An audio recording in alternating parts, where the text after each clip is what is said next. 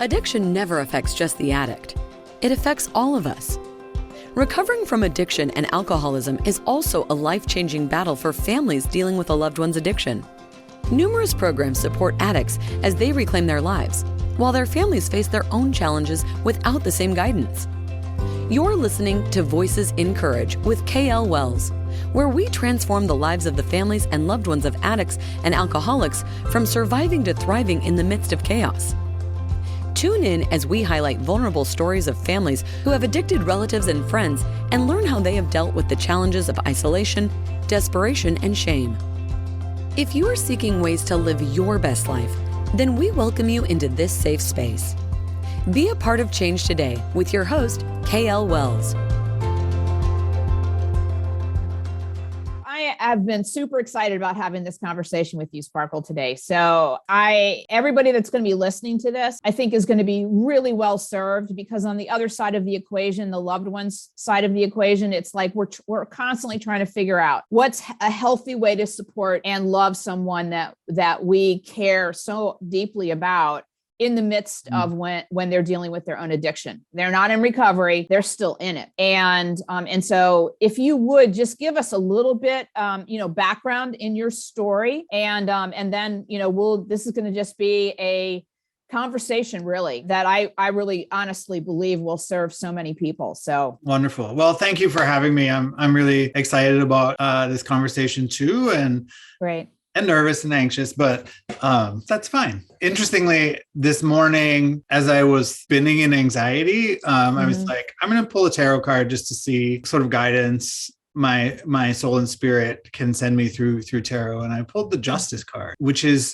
part of the major arcana, which are all about like the major life lessons. And justice is really about sort of the rational decision-making and accountability and responsibility, which was fascinating to me because I was spinning in the emotion, and justice is all about rational and sort of stepping back from the emotion. And it's like, oh, okay, that's an interesting message, but that's not really answering your question. So background is I grew up in the biggest little city in the world, also known as Reno, which is a, sort of medium-sized, a large town, small city, at the time, fairly conservative and not really a good place for people who are different. And so as a queer kid in Reno, coming to grips with who I am, there just wasn't a lot of opportunity to really see that reflected anywhere in that environment. And there just wasn't anything, it's a very adult town. And so for teens and kids, there just isn't opportunity. And this was also at the height of the HIV epidemic as that began to hit. And so the messages I was receiving broadly from society was, this is God's punishment on the gays, that I didn't deserve to be there, be alive, etc. And so lots of things got internalized. I started using meth at about, I think, 16, and used for about 6 years until I was 22. At which point I did a geographic intervention on myself. I had sort of recognized at some point this was not what I wanted or who I wanted to be. And I saw people who were 10 years older than me, who were still in the throes of their meth addictions. And I was like, ooh, that's messy. I don't want that. Right. And so I plucked myself out of Reno and moved up to Washington to sort of restart my life and sort of let go of that. That span of 6 years, though, was the end of high school, the beginning of college, and also in that really important time for the growing and development of the brain.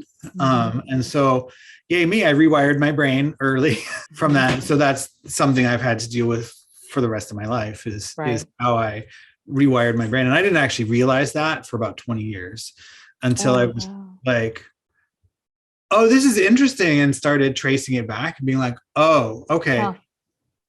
Now some of my coping mechanisms, or the ways in which I'm making my way through the world, are in response to having rewired my brain and they're functional in that sense. But it was interesting to sort of tie that back and realize like, oh yeah, I sort of screwed myself. Yeah. I mean, on the one hand, I screwed myself. On the other hand, I look back and I'm like, I wouldn't actually change anything because who I am today is in large part based, due to what I went through. So, Right. I have, in terms of family structure, my parents are still together. They were together then, and it was rocky, sort of the peak of my dad's alcoholism. And so there was a lot of family stuff going on around that. I have an older sister who's 2 years older. And sort of right around the same time that I started using, dad's alcoholism was coming to a head. She went off to college. Right. And so there was a sense of abandonment for me of like, my older sister's gone out of the house, leaving me to deal with this, everything falling apart. They didn't know at the time that I was using. They didn't find out. Well, my sister may have found out first, maybe 10 years later, but it was probably 15 years later. Wow. That they officially found out. Funny story about that. We were at this big family reunion in Sun River. And so, it's my mom's extended family. And so there's like 25 people. It's late afternoon. We're all sitting around in the backyard outside drinking sangria. And, I had a lot of sangria, and mom asked a very pointed question and I responded with an affirmative. And then it was like, realizing like it's me and mom sitting there talking to each other and the whole family is just surrounding us listening to this story. Okay. It was like, oh, okay. And some of them that since forgot it and then re-found out later when I would post something like about the anniversary of coming off meth or whatever. But it was an interesting way to disclose, as it were. Yeah. And then we had to deal with all of the feelings that came up for the mom and dad around, well, the first response was, well, that explains a whole lot of things, and then working through the, like, what did I do? Was it my fault, from my mom of like, what could I have done differently or this or that? And so me doing lots of work with her around, let that go, wasn't you, etc. So we had to start doing that kind of work. So we had a very rocky relationship, mom and I. Well, separating dad and mom and I had a really rocky relationship for a long time, until, I don't know, maybe 10, 12 years ago when I was like, it's time for us to have an adult friendship separate from family. Separate from the holidays, right? So I would see her in the holidays and we'd get 2 minutes here, 5 minutes there, 3 minutes there, and just didn't have the opportunity to just dive deep with each other. Right. And so I invited her up to Seattle for a weekend, and she came up for a long weekend and we had an amazing time. And so then every year since then, except during the pandemic, we've spent a long weekend, either late winter, early spring, where we'll fly somewhere, meet, and just hang out, just the two of us, and talk and eat and shop and walk and talk, and so have rebuilt a relationship since then. And, so that's been a good thing, because she carried a lot of burden around that once she found out, and carried a lot of burden around how rough it was when I was, coming of age. Right. So, yeah. And so, well, then who was aware at the time? Was it just friends? Yeah, I think just the friends who I was using with. I was hiding it. I remember distinctly at one like high school assembly, the principal getting up and just talking about how wonderful it was that there was not a drug problem at our high school. And I was like, you're right, because I walked across the street to use meth. So I wasn't actually at the school. I was like high as a kite during this assembly. And wow. I'm just like, y'all are clueless.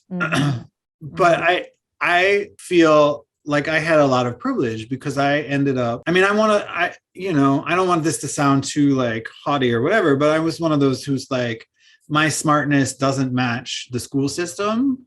Oh, yes. Right. And so that school was a game. Like, what's the minimum I can do to get the passing grades to be able to satisfy everybody? Right. While I'm still high as a kite.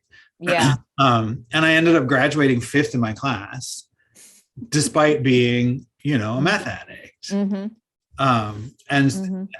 then I, took a gap year, went to school at the University of Nevada on a full ride scholarship, which, I was able to get while in the throes of meth addiction. Right. I came to the system. And so 2 years in, meth use was increasing, attendance in class was increasing, grades started to plummet. And I was like, I'm out, I'm done. This is not working for me. And so I gave up my full ride, which, the parents weren't too happy about, but I was like, I can't do that. It's not working. And that was shortly before I left and moved away. But I was just like, this is not a game I want to play anymore. It's not working. Right. And so in the throes of that, what I'm thinking about is shame and the secrets and the silence that goes with all of this. And the lying and the deception. And I think that, for a parent or somebody who loves somebody who's in the throes of their active addiction, that's one of the hardest things to kind of wrap your head around. And what you spoke to earlier in terms of really, really understanding that your brain has just been hijacked and then reconfigured in a way that we don't know you anymore. And so if you would kind of speak to those elements of being in it so that people who, haven't had this experience, but love somebody who's in it, they have a better window into understanding what actually is really kind of going on. Yeah. Well, I think what you're hitting on is a difference in perception, right? So on the outside, what you perceive as lies and deception and change, on the inside is not that at all. Okay. So say more. I'm not lying to you. I'm surviving. And I'm figuring out how to feed the addiction. So it's not deception. It's not lies. It's my survival mode. And it's got nothing to do with you. Emotional attachment, that emotional, like, oh, your mom or your dad or your family shifts to become, you're either a resource or you're in the way or both. Okay. And so my relationship with you is, how do I get what I need? And if I can't, moving on. Next, right? And so that's I think the piece of it is on the inside. It's not a like active, I'm gonna lie to you. That said, yes, it is layered with shame, right? Because there's a part of the brain or the part of the soul who's like, I'm fucking this up. I'm a mess. But wait, I'm going to get my next, because that'll quiet that little voice down. I see. Okay. Right. So that's there. And that sort of feeds like how we interact, because we really pick up on judgment really easily. Everybody does, right? But when you're in the addiction, you pick up on it even more. Even the subtlest thing that you all don't intend as judgment, we pick up and interpret as that, or rather, the addiction and the rewired brain interprets it as judgment. And so that adds another layer of like, I don't want to be judged, because there's shame in it, and there's shame in addiction, right? And it's not to say like, I'm not trying to lay blame or anything. It just is, it's like, as we make our way through the world, one of the things that happens is we judge people, and people pick up on it, and people with addiction, we pick up on it even more. Yeah. So there's a hypersensitivity. And so you could say hello, and I'd be like, what are you, you're judging me. Like, why are you saying hello to me in that kind of tone or whatever? And you're just like, I'm just saying hi, And so, going back to that rewired brain piece is like from the outside, you're interpreting things based on sort of like quote unquote normal brain progression or normal brain activity or sort of the norm. From the inside, it's a different norm. It's like drug addict norm, as it were.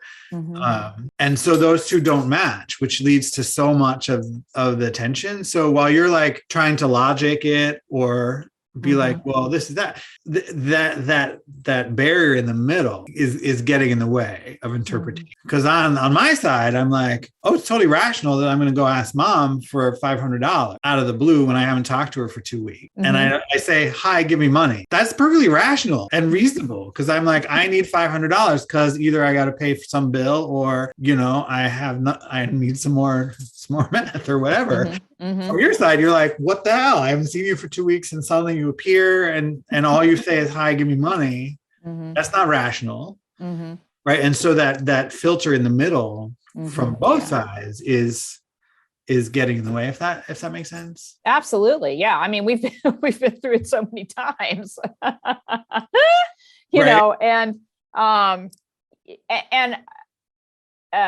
yeah. So my reaction to it is it's somewhat annoying. And at the same time, even when I'm in that, like, okay, this is somewhat annoying. I am remembering that he's in survival mode and that he will do anything to make sure that he has whatever dollars that he needs in order to get the next high. Right. And I hadn't quite thought about it as clinically as it sounded when you said, I'm not really mom, I'm just a resource. And either the resource is going to help from his perspective or it's not. And if it's not, then next. Yeah. And so it feels like that's why this is how I guess this is how it's appearing to me is that's why your world gets smaller and smaller and smaller is because generally speaking, like me, I'm not going to give Sam money. Right. Patty's not going to give Sam money. Courtney is not going to give Sam money. And so his world is shrinking in terms of who's going to continue to give him money to feed the addiction. And so then left with like nobody surrounding him as a resource that loves him, he's turning to, other things that are illegal and right. So not who he really is. And so trying to hold that in the same space as a mom, who he is in addiction mode is just in survival mode. And whatever he's doing doesn't at all square up with who I know him to be when he's clean. The different perspective, like that whole thing about family, love, network of support, that gets erased or not erased, but buried under this other piece, which is how am I going to get through this? How am I going to survive? And if you can't help me, I don't care. It doesn't matter who you are. And that's the addiction talking, right? Because it's the like, okay, you look like mom, but really, yeah, you're a pocketbook, a wallet. And if the wallet's empty, I got to find a different one, So that's, I think that hard part too, is the actions that you all take to try and love and support. We don't interpret it in that way. It's transactional, right? Where on the outside or for your side, it's relational, right? On the inside, it's transactional. If that makes sense, and those don't mesh very well. Right. Yeah. So, I mean, this is really so helpful, given where we are currently. Sam is in the throes at this point, really down a deep, dark hole. And we're trying to figure out how to navigate this in a way that we stay sane, and still hold the space for him to hopefully at some point emerge out the other side, so that we can be present for him when and if he gets back to relational. To be honest, the sad truth is there's nothing you can do that will help that along, right? That's the really hard part about it is right. He's got to get there himself. We had to get there. We have to get there ourselves. And come to that spot where we can begin to switch that back to relational. And so in the meantime, it's like, well, what do we do?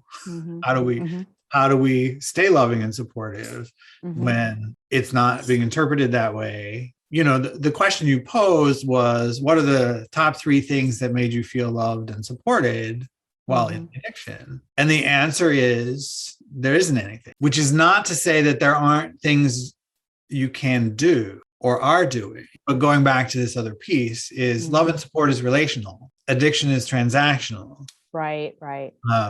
And so when you're doing things like setting boundaries, which are a wonderfully loving thing to do relationally, transactionally, empty wallet, moving on.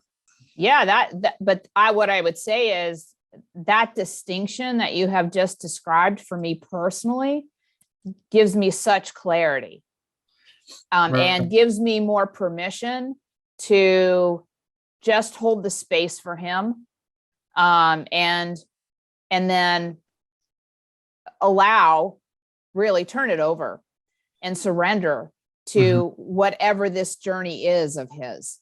And we have no idea, whether he's going to come out the other side of this, whether he'll overdose, whether he'll, there's all the possibilities. But this distinction of relational on our side of the equation versus transactional on the addict or alcoholic side of the equation, this is the first time I've heard this.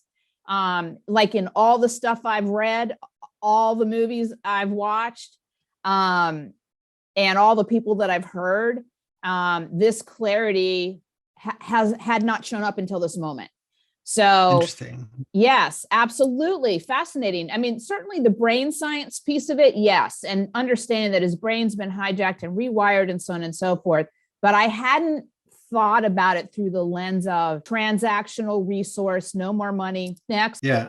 That was not how I had it framed in my head. So that I'll be honest, I hadn't really thought about it in that way until this morning when I started talking about it. So it's a gift from spirit and the universe of this is what needs to come out and come through today. And I just kept thinking of like, maybe then this might be the anxiety that I was feeling, is that you asked a wonderful, wonderful question of like, what made you feel loved and supported, as a way to help folks who are loving and supporting people with addiction to continue loving and supporting addiction. And I was like, I don't have an answer because there isn't one. And I think maybe that might have been some of the anxiety of like, okay, so I have to tell all these people who are listening, doesn't really matter what you do, I'm still not feeling loved and supported, because that's not what it's about. The message is keep loving and supporting, holding your boundaries, holding space, continuing to love so that when they do come back out, you're there, you'll love them, and really like working on that judgment thing of paying attention to how judgment may creep in unintentionally, because that's what folks pick up on. And so I think I was just like, oh my gosh, they want the answers. And I'm like, yeah, there isn't one. Sorry. Well, as you're talking, I'm thinking, it's like, so, when he would call up until, about 4 or 5 days ago, it's like, what do you talk about? I mean, I'm totally happy. What do you talk about? Because our thing is, you need to get to rehab. And it's not like I'm going to say, so what have you been up to? Why not? Well, I mean, I do, but I realize there's a game being played here. And so that it feels weird, I would say, to know that we're just playing a game here until you ask me for money. And so do you just keep playing the game? Yeah. Okay. Yeah. I mean, I think that's the answer is, it's a game. He knows it's a game. There isn't really a way around it until he makes the decision to say, I'm coming back out of this at this point, right? Because the stuff you really want to say, which is, get your shit together, get your ass to rehab, be a responsible adult. Being reminded of it adds to the shame, the guilt, the desire to let's cut this off because there's another reminder of that part of the brain that's still cognizant of what's happening. There's that reminder, and I don't want that because that's not where I'm at. Right.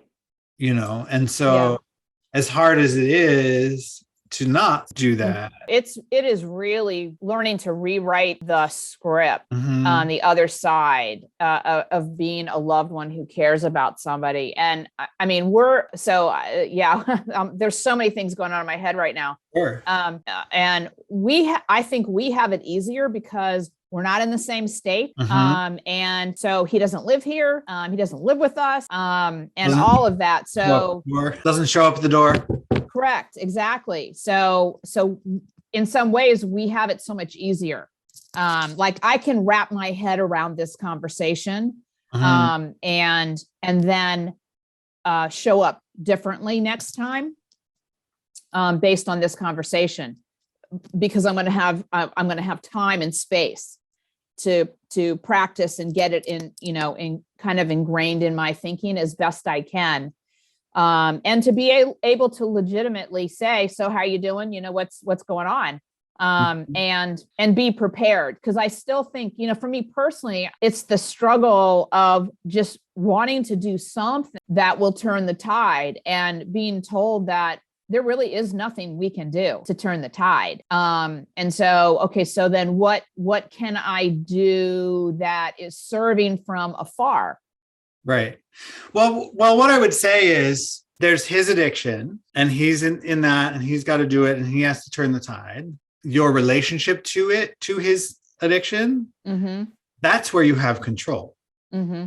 Right. That's where you have things to do.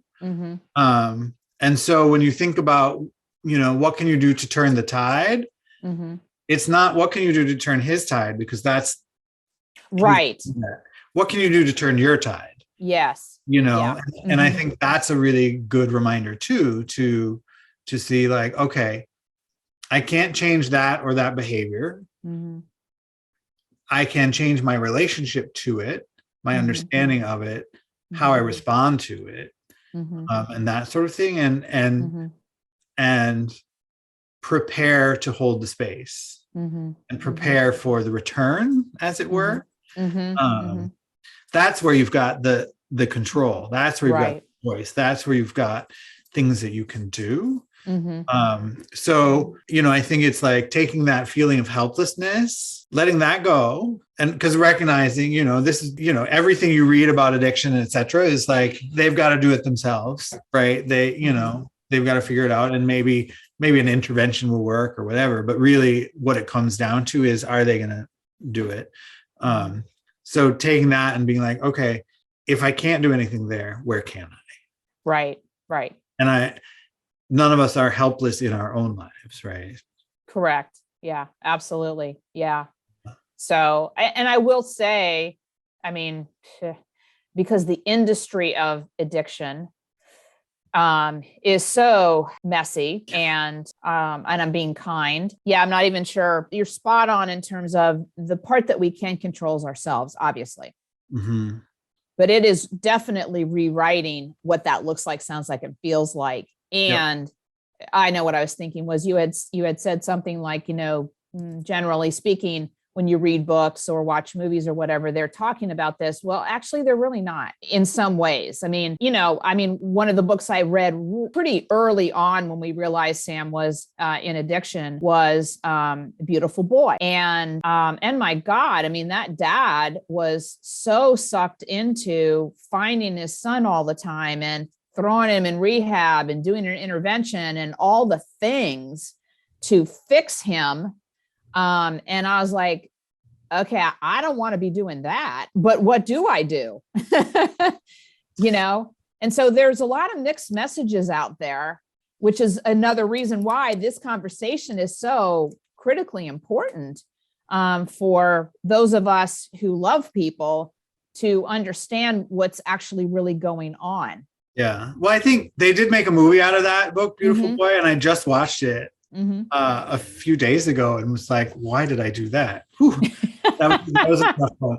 But what that reminds me of is the cultural messages we get are that we can fix people. We can fix other people. Like broadly, that's the overarching narrative is we can fix this. I can fix you. You can fix me. I can fix whoever. And we just can't, right? That's just not possible, because the reality is y'all don't know what this is about, where it started, what influenced it. And so it's really easy to take ownership, as it were, to say, oh, this is my fault. I'm a parent, right? I should have done blah, blah, blah, or I could have this or that or whatever. But you don't know. You just don't, right? No. And so I would say, one, yes, take accountability and responsibility for role you actually play, which may not be anything, right?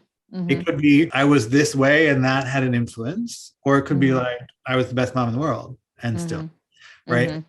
So taking accountability and responsibility for self and recognizing that the roots of this for the other person, for us, you'll never really know, you know? So I could say, yeah, it was a rough time because alcoholism in the family. But I think more broadly, for me, it was really like these broader messages that were coming around identity and coming at the, as it in the HIV epidemic where it was and that sort of stuff. So I think those were the roots, and they got layered by like dad stuff with alcoholism, etc. But that wasn't the cause.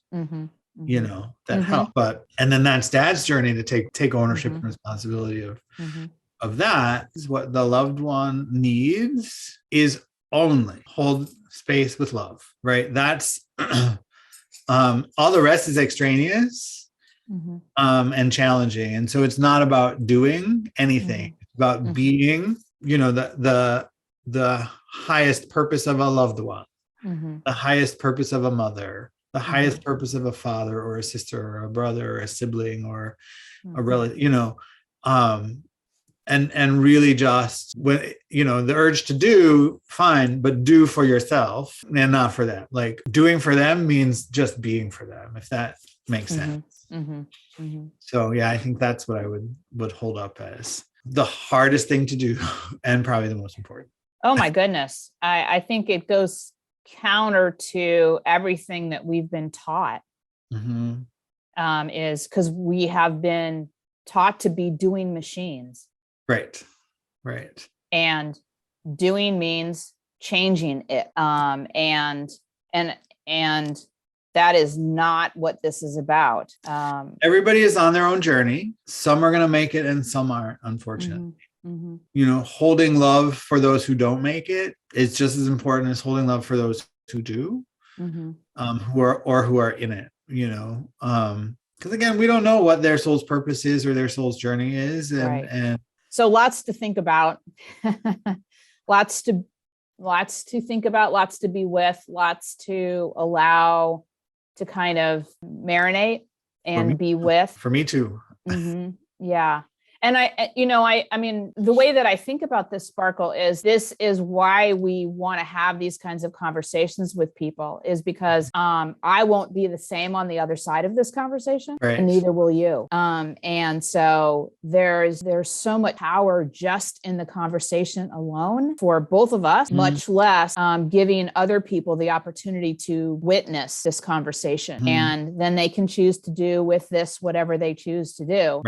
But they have an opportunity to have a window in and witness a conversation that most people do not have or witness. Because I think, the chances of me having this vulnerable and deep of a conversation with my mother are about zero. The chances of you having this kind of deep, vulnerable conversation with Sam are about zero.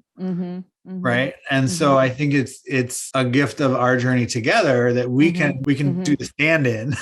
Yes. Yes. And have this. So yeah. I think that's a beautiful way to think about it. I mean, I would love to think that this kind of conversation would be possible with Sam. Probably not. Yeah. But I'm happy to have you stand in for him. Likewise. Right back. back at you. Yeah, absolutely. So, well, I have a lot to think about. And I know this has been, super rich and super deep, and whoever's watching this, will have a lot to think about too and marinate with. And, hopefully they will have gained a nugget or two so that it helps in their own journey as a loved one, dealing with people that we love. And we want to figure out how to navigate this shit. Totally. Yeah. And maybe in a few months when we've marinated a little, maybe you can have a part 2 and go a little deeper. Maybe, I don't know. Mm-hmm. We'll see. Well, I would love to. And quite a few of the conversations I have had is we have done a round 2.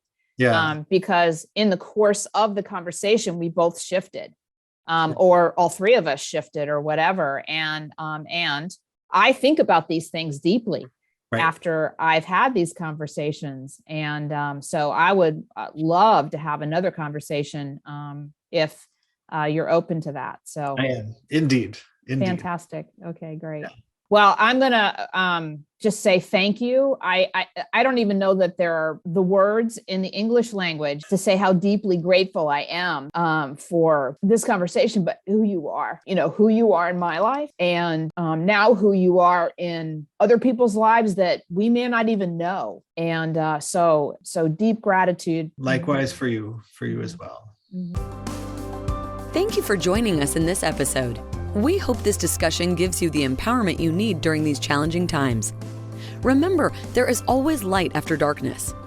For more inspiring conversations like this one, subscribe to the show at voicesincourage.com/podcast. We encourage you to share with your friends and family going through similar situations so we can continue to build a strong community of hope and possibility. Start your life-changing journey today. Join our community at voicesincourage.com.